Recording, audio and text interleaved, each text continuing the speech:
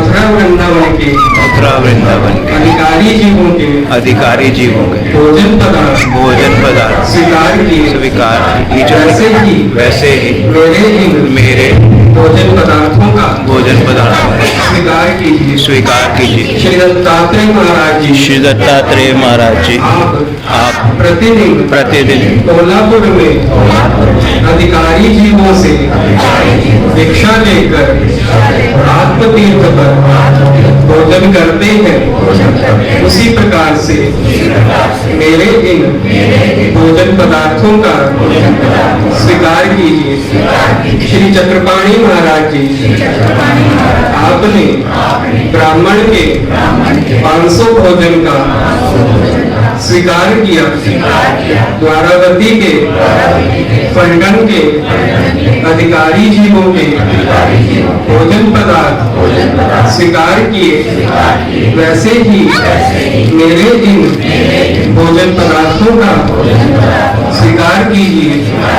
श्री गोविंद प्रभु महाराज जी आपने अबाईसा, नागाईसा, औसा, महिंद्र, उपाध्याय आदि भक्तजनों के भोजन पदार्थ स्वीकार किए और भी अधिकारी जीवों के भोजन पदार्थ स्वीकार किए, वैसे ही मेरे इन भोजन पदार्थों का स्वीकार कीजिए।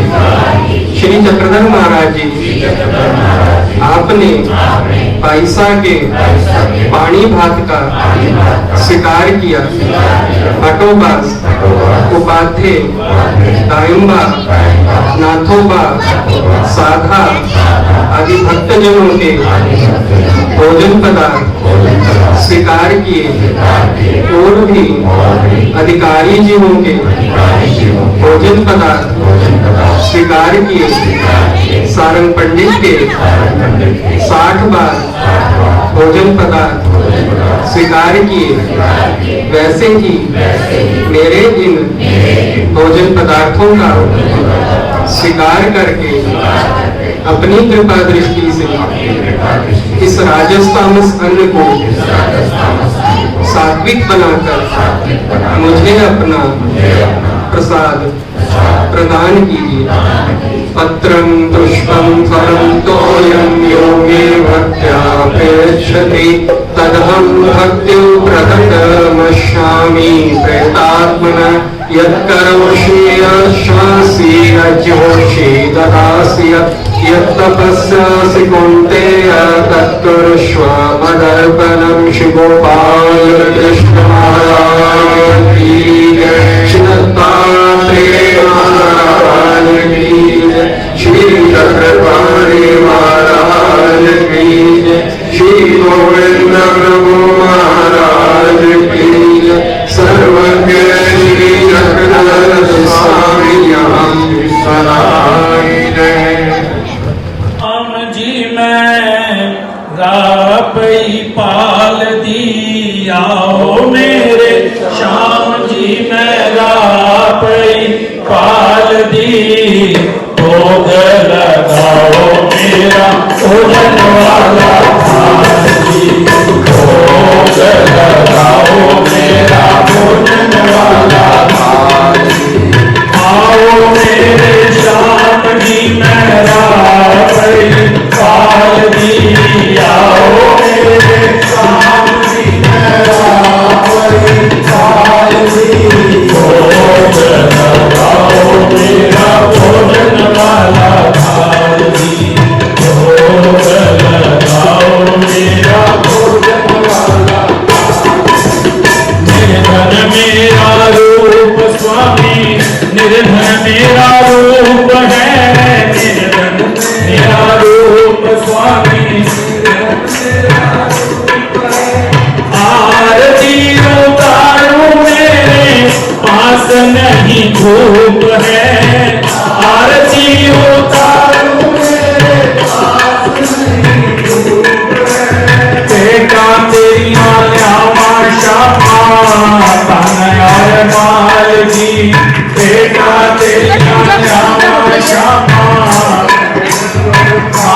जी भोग लगाओ मेरा भोजन लगाओ।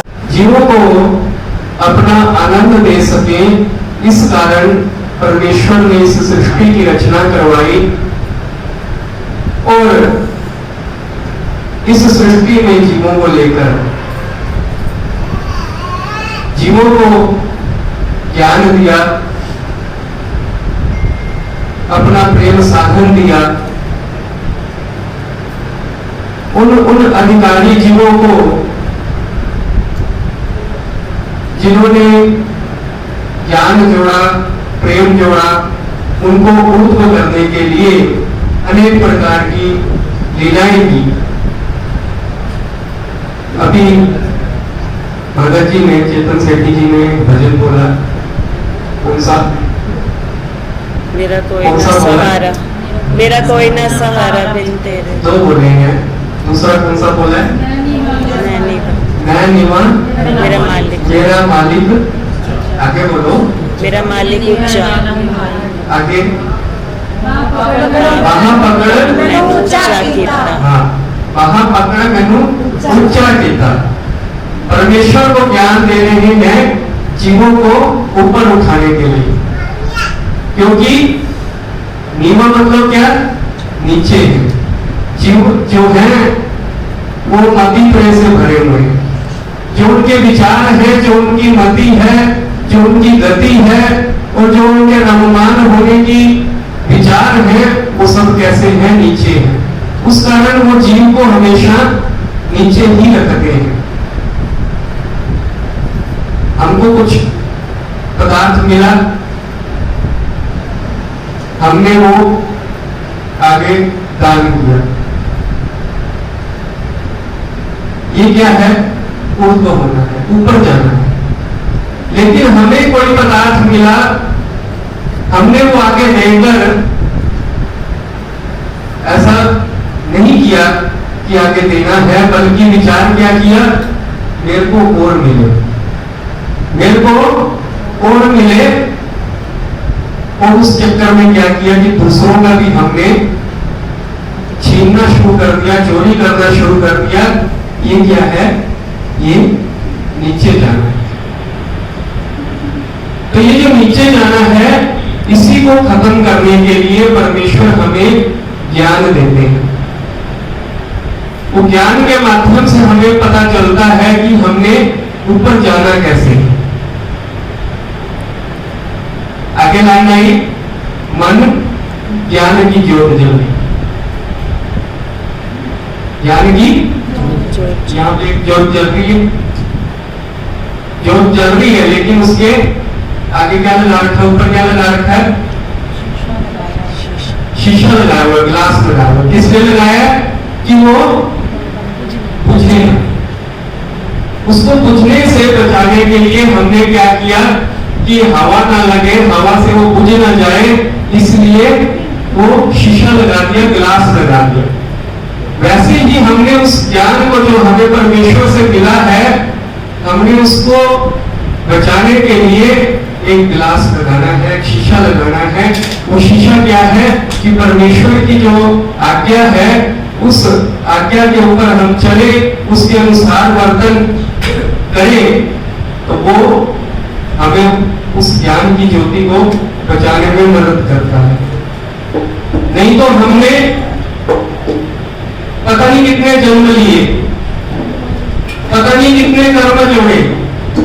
जो हमारे कर्म है, जो हमारे पिछले जन्मों के संस्कार हैं, अनधिकार हैं, वो इस हवा की तरह, जैसे ये हवा इस ज्योति को बुझाने के लिए तैयार बैठी है, वो हमारे संस्कार, हमारे कर्म, हमारे अनधिकार, हमारी ज्ञान की ज्योति को बुझाने के लिए तैयार बैठे। लेकिन वो जो शीशा है परमेश्वर की आज्ञा का, वो जब हम अपने इर्द गिर्द लगा लेते हैं, उस ज्ञान की ज्योति को बचाने के लिए हम परमेश्वर की शरण में चले जाते हैं, तो वो हमारी ज्ञान की ज्योति बचती है। नहीं तो क्या होता है कि वो ज्ञान की जब ज्योति बुझ जाती है, तो हम अनेक प्रकार के ऐसे कर्म करने शुरू कर देते हैं जो न सिर्फ हमको परमेश्वर से दूर ले जाते हैं बल्कि नरकों में, दुखों में हमको धकेल देते हैं। जब हम परमेश्वर से दूर चले जाते हैं, जब हम उन नरकों में जाते हैं, दुखों को भोगते हैं, वही क्या है? नीचा होना है, वही क्या है? नीवा होना है। और जब परमेश्वर हमें उन दुखों से बचाते हैं, उन नरकों से छुड़ाने की कोशिश करते हैं, वही क्या है? परमेश्वर का हमको क्या है? ऊपर उठाना। भगवान श्री जगन्नाथ महाराज जी का निवास नौवेग्राम में था। तो एक बार भगवान श्री जगन्नाथ महाराज जी भक्तों के साथ बैठे थे, पेड़ के नीचे बैठे थे। तो गांव में एक बैल था। वो बैल किसानों की फसलें खा जाता था। सब दुखी हो गए, कभी किसी के खेत में, कभी किसी के खेत में। तो उन्होंने क्या किया, किसानों ने, सबने, गांव वालों ने मिलके उस बैल को बांध दिया। उस बैल के पैरों को जंजीरों से बांध दिया, उसके ऊपर सांकलें लगा दी ताकि ये चल फिर ही ना सके। 3 दिन बीत गए। जो वो सांकलें थी वो उसके जो पैरों में बंधी हुई थी वो उसके मांस के अंदर जानी शुरू हो गई। उसमें से खून निकलना शुरू हो गया, उसमें से पस निकलनी शुरू हो गई। ना कुछ खाने को, ना कुछ पीने को। ऐसी स्थिति में अब वो बैल हो गया कि उसको पता है पानी कहाँ पे है, पानी नदी में। तो वो किसी तरह घसीटता नदी की ओर जा रहा है। भगवान बैठे हैं नदी के पास पेड़ के नीचे, सामने भक्तजन बैठे हैं। भगवान भी देख रहे हैं बैल को, भक्तजन भी देख रहे हैं बैल को कि वो नदी की तरफ जा रहा है, पैरों से खून निकल रहा है।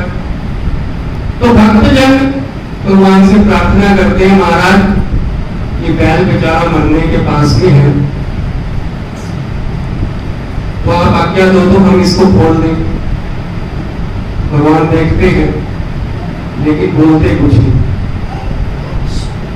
क्यों नहीं बोलते?